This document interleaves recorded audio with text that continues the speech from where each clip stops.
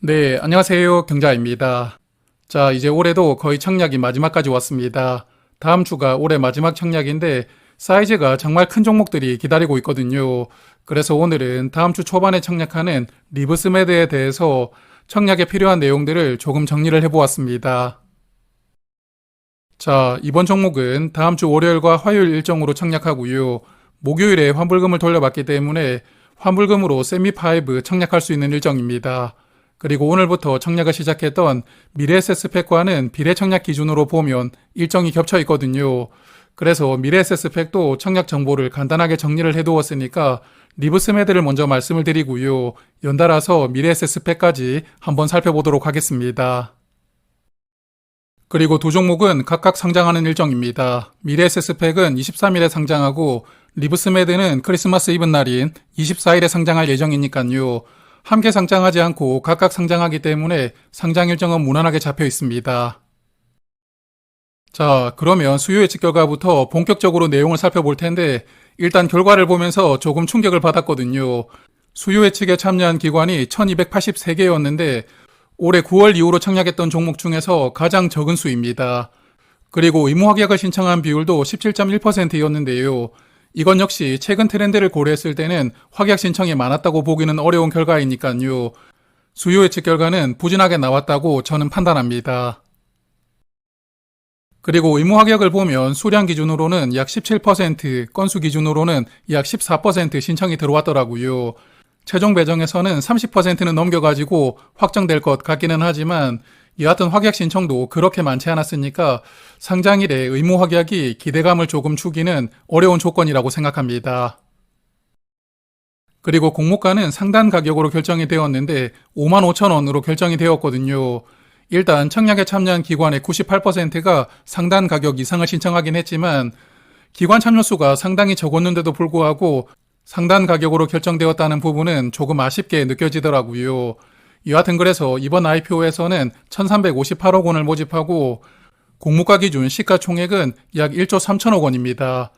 제가 지금까지 봐왔던 코스닥 종목 중에 아마 가장 큰 사이즈로 상장하는 종목이 아닐까 생각합니다.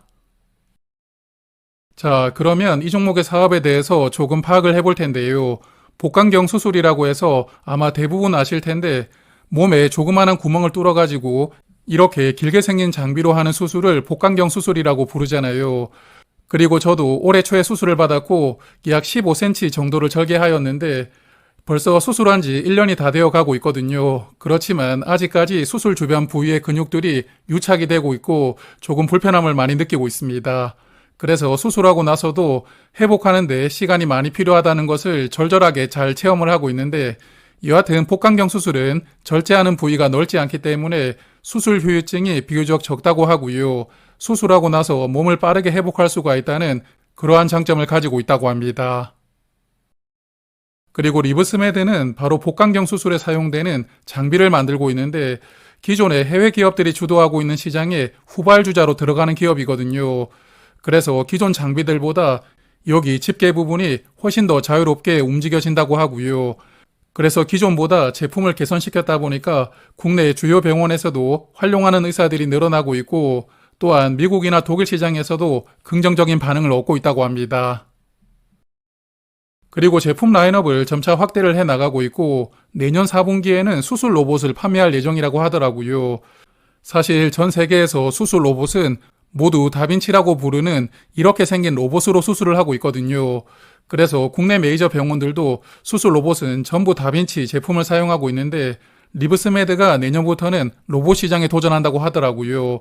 그래서 의료 장비 시장에서는 주목을 많이 받고 있는 기업이라고 보이고 그러다 보니까 코스닥으로 상장하게 되지만 상장할 때부터 조단위 시가총액으로 등장하는 게 가능했던 것이 아니었나 그런 생각을 조금 해보았습니다.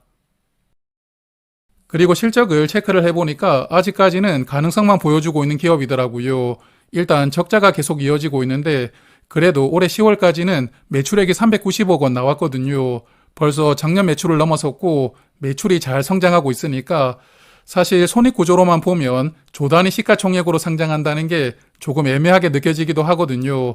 그래도 매출이 잘 성장하고 있다는 부분은 긍정적으로 바라볼 수가 있지 않을까 생각합니다. 그래서 리브스메드도 기술특례 조건으로 상장하게 되었는데 향후 추정을 보니까 내년에는 흑자 전환에 성공하고요. 27년도에 약 700억 원의 이익이 나올 수가 있다고 예상을 하였더라고요.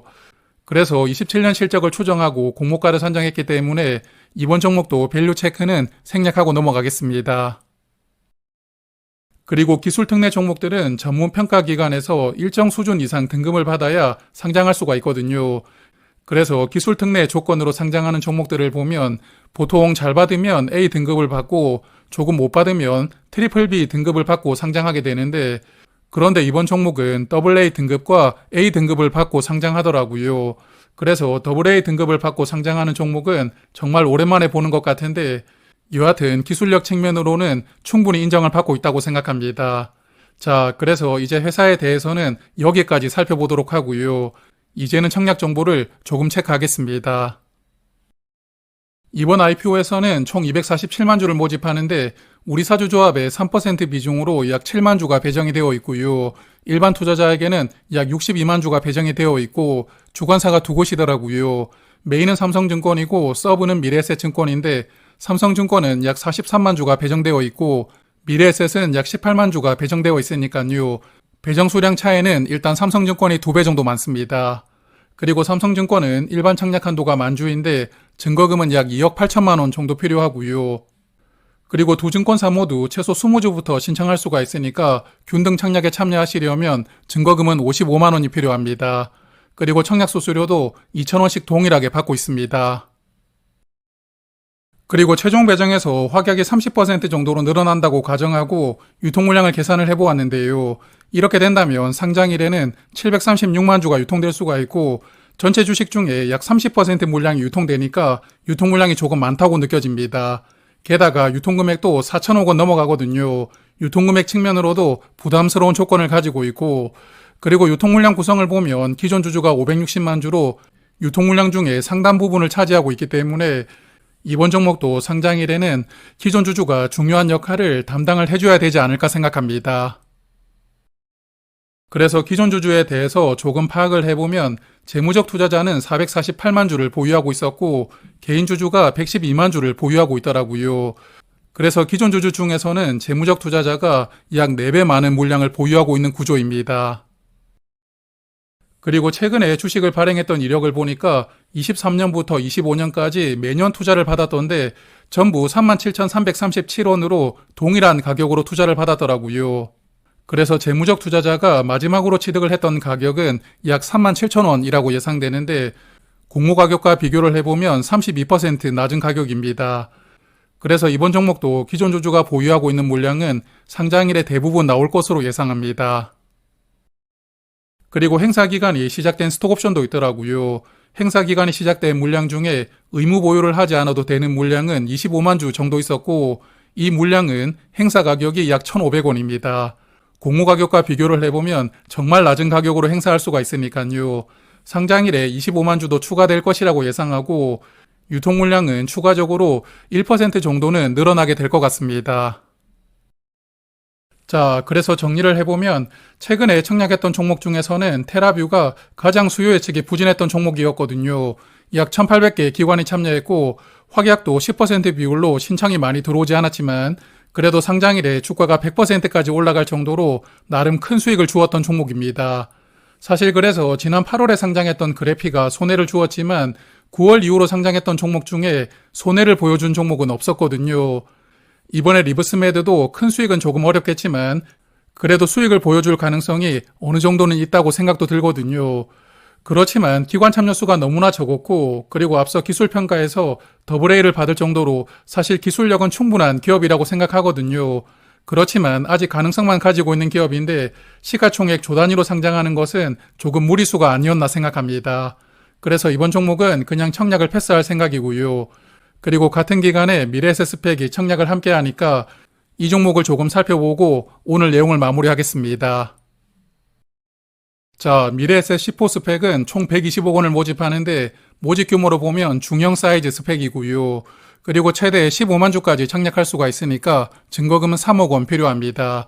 그리고 최소 10주부터 신청할 수 있는 조건이니까 아마도 균등 청약만 하신다면 10주만 청약해도 충분하다고 생각하고요.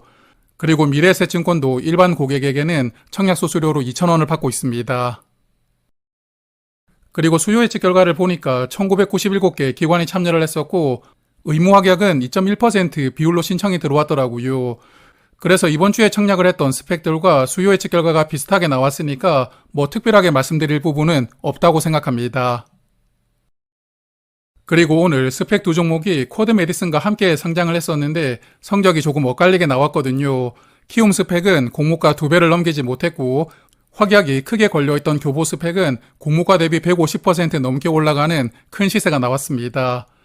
그래서 최근에 상장하는 스펙들도 어느 정도는 시세를 보여주고 있기는 한데 이게 단독 상장하느냐 그리고 확약이 크게 걸려있느냐가 상장의 시세에 영향을 많이 주더라고요. 그래서 미래에셋 스펙이 확약이 얼마나 걸릴지는 지금은 알 수가 없는 부분이지만 일단 단독 상장하는 조건이기 때문에 상장 일정이 괜찮거든요. 그래서 개인적으로는 미래에셋 11호 스펙도 비례 청약을 약간 했었는데 증거금이 월요일에 환불되니까요. 환불금을 받아서 이번 스펙도 비례 청약을 조금 들어가 볼 계획입니다. 자, 그리고 다음 주 월요일에 상장하는 TMC는 일요일 저녁에 한번 정리해서 말씀을 드릴 테니까요. 저는 일요일 저녁에 다시 찾아뵙도록 하고 그러면 주말 동안 건강하시고요. 오늘은 여기에서 인사를 드리도록 하겠습니다. 고맙습니다.